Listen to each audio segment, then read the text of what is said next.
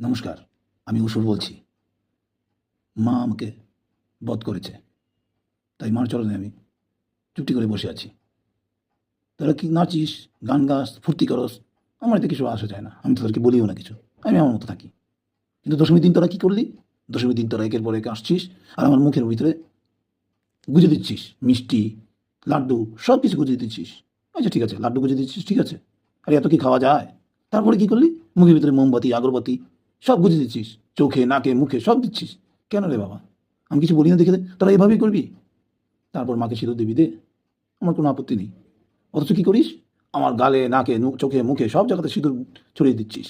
কেন রে? কেন এত অত্যাচার? হ্যাঁ করে আমি থাকি দেখে আমার মুখের ভিতরে যা খুশি তাই গুজে দিবি?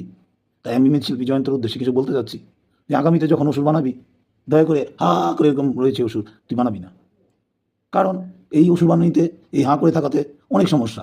যে যার মতো আসে, এসে মনে করে মিষ্টি সব কিছু গুজে দেয়, তারপরে আগরবাতি, মোমবাতি এইগুলো গুজে দেয়। এগুলো কি সহ্য করা যায়? আর আমিও তো অসুর, বলি না বলে তোরা এমন করবি?